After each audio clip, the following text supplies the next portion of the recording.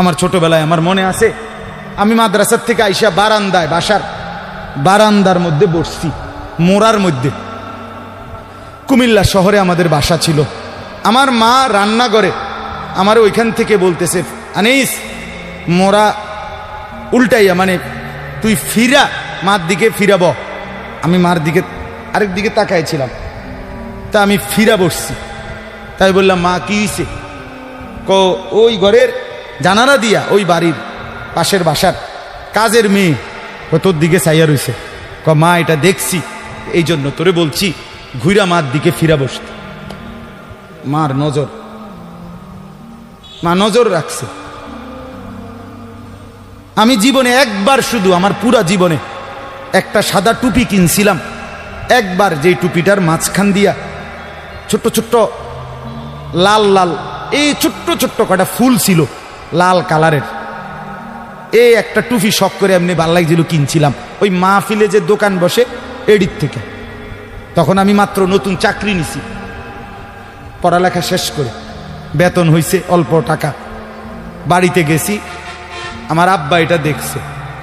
দেখে বিকালবেলা আমার মা রে কইতেছে, হেতে যে চাকরি হইছে পয়সা হইছে বুঝছনি? মা রে বলছে। মায়ে কয়, না কি তো হইছে? টুপি দেখছো না? টুপি দেখো না, রঙ্গিলা টুপি পিনছে, বুঝাই তো যায় ভূতের বেতন হইছে, চাকরি হইছে। রাত্রে এসার পরে মা, আমি বাহিরের থেকে আসছি, আরে মা আমারে বলছে, ফুত তোর আব্বা মনে হয় টুপিটা পছন্দ করে নাই, সারা জীবন তোরে সাদা টুপি পরাইছে, তুই কিনলে গায়ে লাল ফুলওয়ালা টুপিটা কিনলি। এই যে খুলে রাখছি, আর কোনোদিন পড়ি নাই। বাবার নজর, মার নজর। আমার ভাই, বাপ মার সেই আদর সোহাগ। আমি জীবনে একবার আমার আব্বারে বলছিলাম, আব্বা আমি একটা মাদ্রাসার ব্যাপারে, যে আমি এই মাদ্রাসায় পড়তাম না, আমরা অন্য মাদ্রাসায় ভর্তি করার। আমার আব্বা বলছিল, ফুত পরের বেলা ভাত আমার ঘরে খাইও না, এক লোকমা ভাত মুখে দিবা না, বাইরও তুমি কই ফরবা তুমি বুঝো, ফরলে ফরো, না ফরলে ফিচা দিয়ে ফেরো, কিন্তু আমার ঘরের ভাত খাইও না। আমি যে এনে বলছি এনেই পড়তে হইব না। তো কানতে কানতে, চোখ মুছতে মুছতে সকালবেলা ভোরে চলে গেছি ওই মাদ্রাসায়।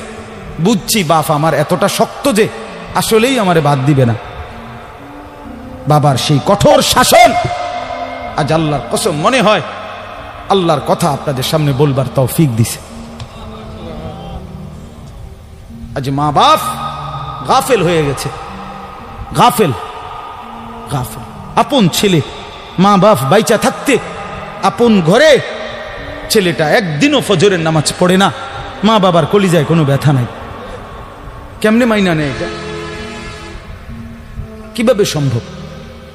আপন স্ত্রী, স্বামী তুমি বেঁচে আছো, তোমার স্ত্রী পুরা গ্রাম হাঁটে, পুরা মার্কেট হাঁটে, তোমার বেডি রে সবাই চিনে, সবাই চিনে বেডি রে।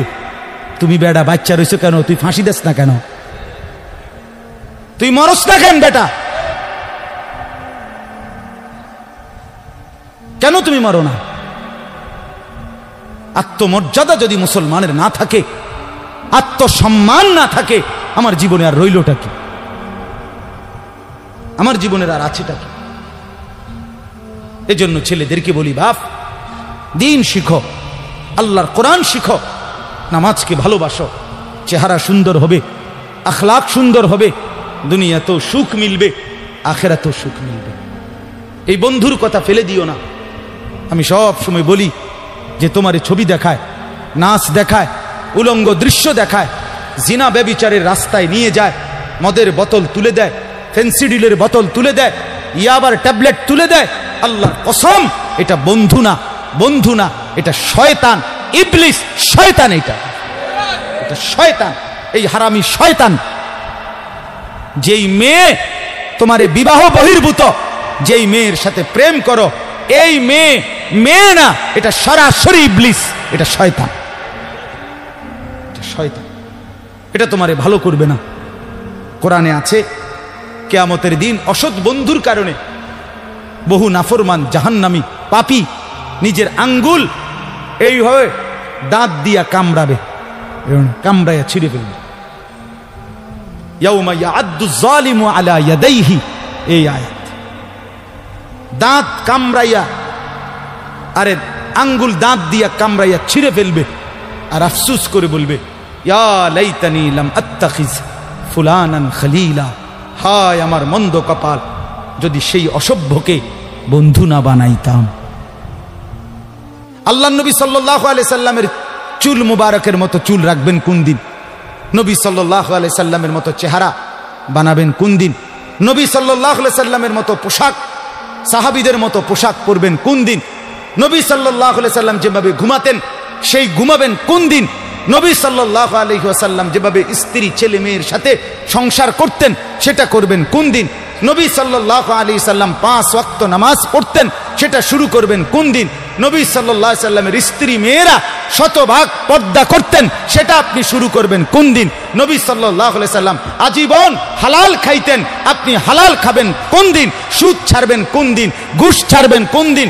ওজনে কম দেওয়া ছাড়বেন কোন দিন? মিথ্যা বলা ছাড়বেন কোন দিন?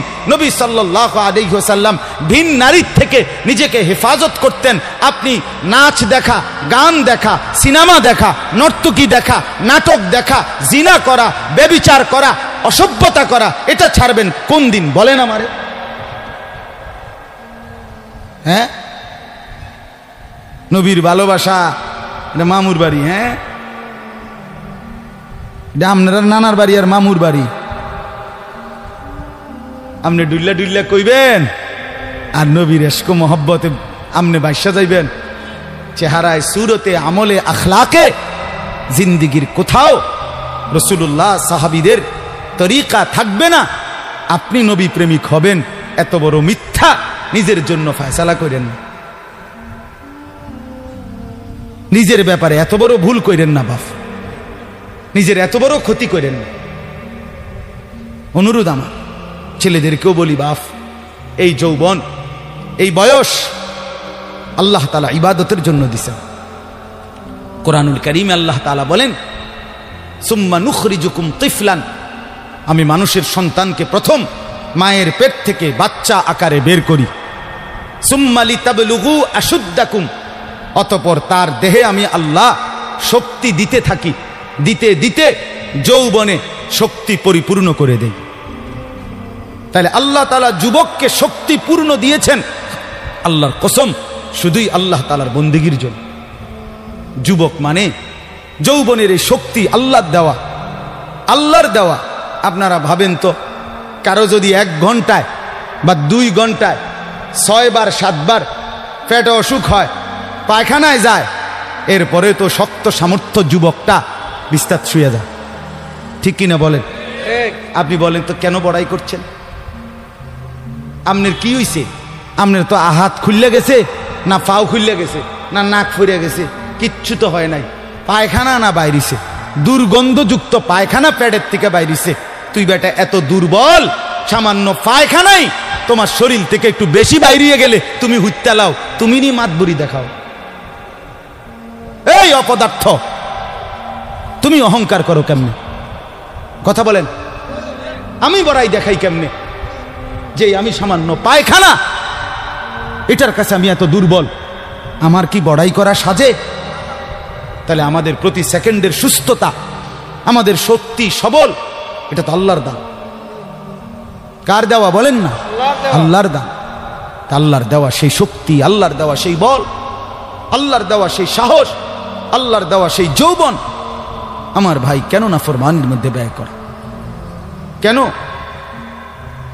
আমি একটা ছোট্ট উদাহরণ দেই, এই কোরবানি সম্পর্কিত উদাহরণ, একটু মনোযোগ দিয়ে শোনেন। ওই যে যেখান থেকে কোরবানি শুরু, আদম আলাইহিস সালামের 2 ছেলে হাবিল কাবিল, জানেন না আপনারা? আমি পুরো ঘটনা বলতেছি না। তো আল্লাহ তাআলা 2 জনকে বলছে কোরবানি দিতে, এই প্রথম কোরবানি। ওয়ালিকুল্লি উম্মাতিন জাআলনা মানসাকান, এই সূরা হজ্জের মধ্যে আছে। আল্লাহ তাআলা বলেন, আমি প্রত্যেক জাতির জন্য কোরবানির হুকুম নির্ধারণ করেছি, একেবারে প্রথম থেকে, আদম আলাইহিস সালামের জামানা থেকে। তো আল্লাহ তাআলা বলেন, ওয়াতলু আলাইহিম নাবা আবনাই আদম বিল হক, হে নবী, আদমের 2 সন্তানের কোরবানির ঘটনাটা আপনি সঠিকভাবে আমার বান্দাদেরকে শুনান। কোরআনে আছে। তো এই আদমের দুই ছেলে হাবিল কাবিল ইজ কাররাবা কুরবানান, আল্লাহ বলেন তারা দুই ভাই যখন কোরবানি দিলেন, ফাতুকুব্বিলা মিন আহাদিহিমা, একজনের কোরবানি কবুল হলো, আলাম ইউতাকাব্বাল মিনাল আখার, আরেকজনের কোরবানি কবুল হলো না। ক্বালা লা আকতুলান্নাক, এই কথাটা খেয়াল করেন, কথাটা শুনেন। যেই ভাইয়ের কোরবানি কবুল হয় নাই তার নাম হলো কাবিল, আর যার কোরবানি কবুল হয়েছে তার নাম কি? হাবিল। তো এই কাবিল যার কোরবানি কবুল হয় নাই, সে তার ভাই হাবিলকে বলল লা আকতুলান্নাকা, আমি তোকে মেরেই ফেলব। নাউযুবিল্লাহ। এই কথাটা একটু খেয়াল করেন। কাবিল বলল আমি তোকে মেরেই ফেলব, হাবিলকে বলছে আমি তোকে মাইরালাম। মানে কি? মানে হইল আমি যেই নারীর প্রতি আসক্ত, নারীর লোভ, আমি তোকে মেরে ফেলবো প্রয়োজনে, এরপরও আমি যাকে চাচ্ছি আমি তাকেই বিয়ে করব। মূল কথা হইল এটা, নারীর লোভ কাবিলকে এ কথা বলায় ফেলছে, আমি তোকে মেরে ফেলবো, বিয়ে আমি করবই, আমি এই নারীকেই বিয়ে করব। অথচ এই নারীকে বিয়ে না করতে নিষেধ করছে এক নম্বরে সরাসরি আল্লাহ, কারণ এটা আল্লাহর হুকুম। বিয়ের যেই পদ্ধতিটা আল্লাহ বলছে, কাবিল তার উল্টাটা করছে, চাচ্ছে, তাহলে এটা প্রথম কার হুকুম? দুই নাম্বার, আদম আলাইহিস সালাম উনি একজন নবী কিনা, তাহলে এটা নবীরও হুকুম। তিন নাম্বার, আদম আলাইহিস সালাম এই কাবিলের বাপ কিনা, এটা বাবারও হুকুম। চার নাম্বার, কোরবানি করো দোনোজনে, যারটা কবুল হবে তার সে বিয়ে করবে, এটা হলো আল্লাহর বিধান, মানে শরীয়ত। এটা কি? শরীয়ত। এই কাবিল এই নাফরমান নারীর লোভে সে বলল আমি আল্লাহর হুকুমও মানি না, আমি নবীর হুকুমও মানি না, আমি বাপের কথাও মানি না, আমি শরীয়তও মানি না, আমি এরই বিয়ে করি। খেয়াল করছেন? নারীর আসক্তি, নারীর লোভ, হারাম প্রেম, হারাম ভালোবাসা তারে কত জঘন্য পরিণতিতে নিয়ে গেছে। সে বলতেছে আমি আল্লাহর হুকুমও মানি না, আমি নবীর হুকুমও মানি না, আমি বাপের হুকুমও মানি না, আমি শরীয়তও মানি না, আমি এরই চাই। এই আজকের যুবক, আজকের নওজোয়ান ছেলে মেয়েদের হালাত এটা। আমি আল্লাহকে মানি না, আমি রসুল মানি না, আমি মা বাবার সম্মান ইজ্জত, বংশের মর্যাদা, গ্রামের ইজ্জত কিচ্ছু মানি না। আমার দরকার আমার মোবাইল, আমার অশ্লীল ছবি, অবৈধ প্রেম, হারাম ভালোবাসা, কোন মেয়ের সম্পর্ক, জিনা ব্যভিচারের সুযোগ, অশ্লীলতা, বেহায়াপনা, পার্ক, রেস্তোরাঁ, বিনোদন কেন্দ্র, হোটেল মোটেল, অথবা কোনো চিপা গল্লি, অথবা গোপন কোনো অসভ্য জায়গা। আমার দরকার নারী। আমি আল্লাহ মানি না, রসুল মানি না, মা বাপ মানি না, শরীয়ত মানি না, আমি চাই নারীর আসক্তি। এই জন্য যুবক নামাজও পড়ে না, রসুলের বিধানও মানে না, মা বাপের সম্মানের দিকেও খেয়াল করে না, বংশ মর্যাদা, এলাকা, ইজ্জত কিচ্ছু নাই। তার কথা হলো আমার দরকার হলো নারী। নাউযুবিল্লাহ।